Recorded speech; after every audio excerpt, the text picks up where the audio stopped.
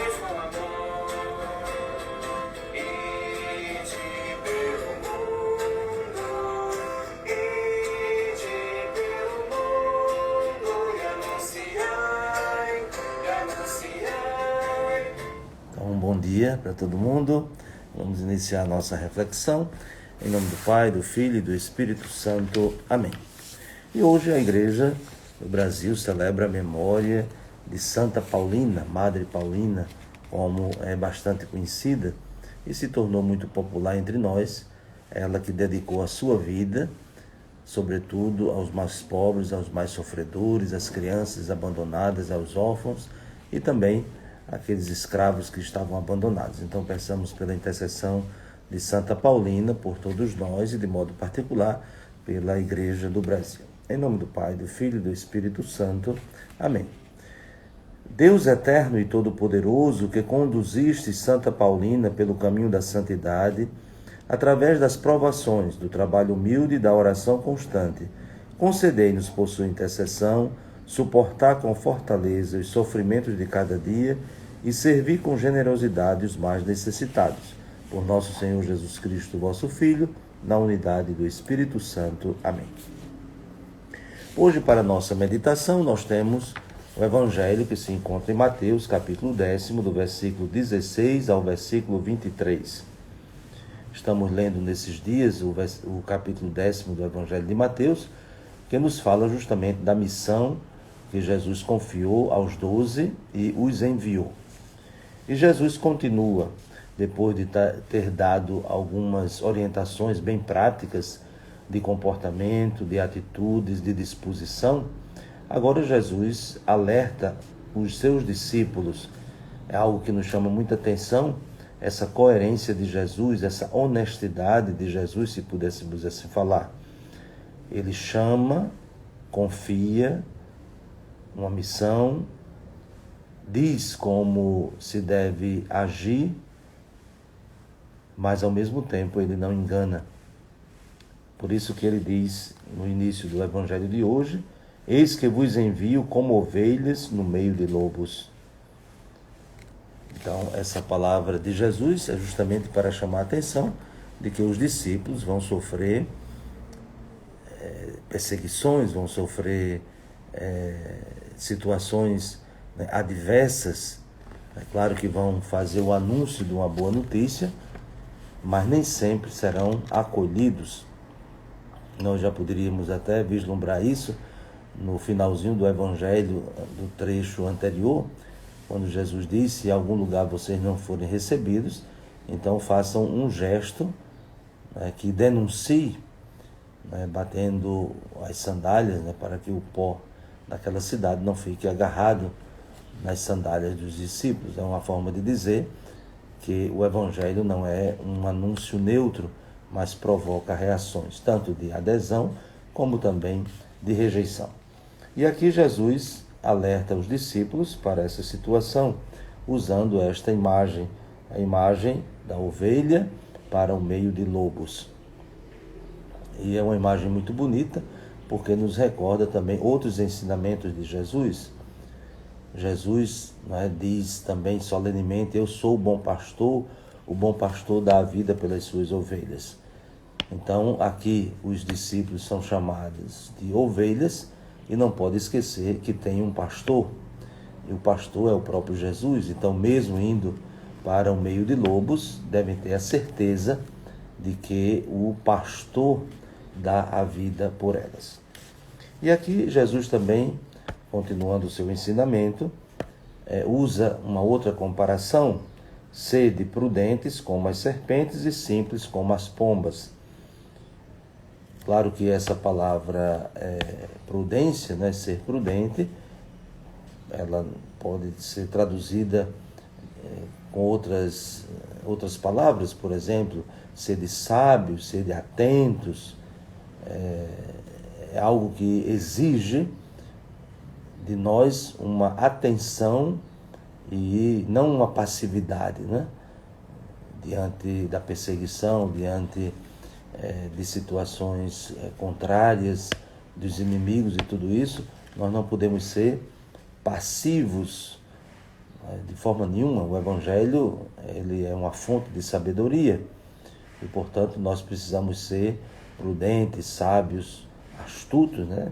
Também é uma palavra que pode ser traduzida assim, espertos, para que não sejamos assim engolidos pelo lobo já na primeira investida. E por isso, ser prudente como as serpentes. E se usa aqui a serpente, claro que no sentido comparativo, para ver algumas capacidades, qualidades positivas, né? Ou seja, a serpente que tem essa versatilidade, né? A gente imaginar a serpente para fugir dos predadores, a serpente para alcançar determinados ambientes, então ela tem muita versatilidade. Então tem uma, vamos dizer assim, uma inteligência, né, de contornar e de enfrentar até mesmo obstáculos, né? Em determinados lugares, né, alguns animais não conseguem chegar por causa das dificuldades naturais, enquanto que a serpente, ela vence essas dificuldades. Então, a prudência também significa isso, né? Uma capacidade criativa para afrontar e enfrentar dificuldades e perseguições. E de forma nenhuma, o evangelizador cai na ingenuidade, né, de também não se defender, né, no sentido de assumir também a sua responsabilidade. E a simplicidade das pombas, também é uma palavra que pode ser traduzida por pureza, né? Então, serem puros como as pombas. Jesus até nas bem-aventuranças já tinha dito isso, né? Bem-aventurados os puros de coração, porque verão a Deus. E, portanto, essa simplicidade, essa pureza, liga os discípulos à sua relação com Deus. Diríamos aqui que essa metáfora que Jesus usa, essa comparação da serpente e da pomba, são os dois focos da missão. O foco, né? Ou seja, em direção à realidade do relacionamento com as pessoas, e, portanto, a prudência, e na relação com Deus, a pureza. Esse coração simples, esse coração voltado para Deus. Então, nós diríamos que aqui tem o resumo, né, a síntese das duas atitudes fundamentais do discípulo, do missionário, do evangelizador. O seu relacionamento com Deus, de simplicidade, de pureza, de confiança, e a sua atenção na relação com as pessoas. E, portanto, vem a questão da prudência. E aí o discurso de Jesus vai se agravando, né? Vai se tornando cada vez mais dramático. Cuidado com os homens, pois eles vos entregarão aos tribunais, vos açoitarão nas suas sinagogas, sereis levados aos governadores e reis. Enfim, nós não precisaríamos nem fazer muitas explicações disso, basta olhar a realidade. Nós estamos vivendo justamente isso que Jesus fala no Evangelho há 2000 anos e que é uma constante na própria história da igreja. Todas as vezes que a igreja busca viver a fidelidade ao Evangelho, é perseguida.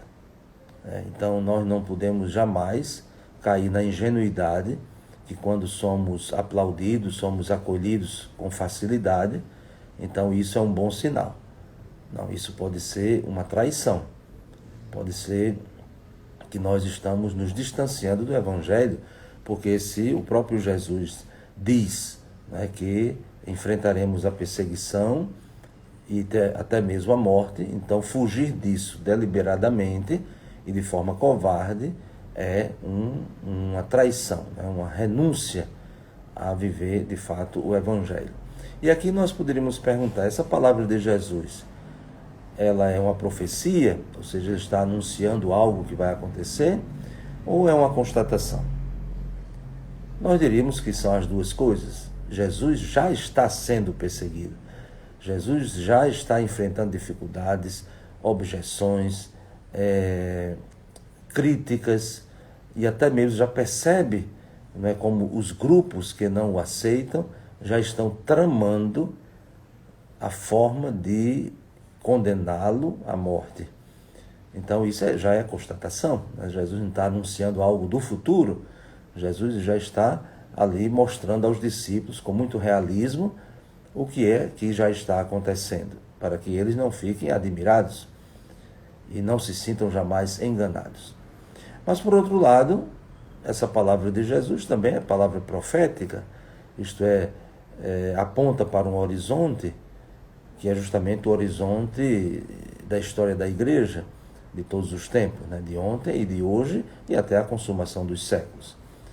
Então, peçamos ao Senhor a graça, né, de nos mantermos na fidelidade, né? Na fidelidade, mesmo sabendo das nossas covardias e muitas vezes até trairmos o Evangelho, mas não desistir, né, de buscar sempre viver esse desafio de anunciar o reino de Deus, anunciar a boa notícia, né, do Evangelho, que não é neutro, né? O anúncio não é neutro. Há sempre uma provocação, ou de adesão ou de rejeição. Então, que desça sobre vós a bênção de Deus Todo-Poderoso, Pai e Filho e Espírito Santo. Amém. Desejo um bom e abençoado dia para todos.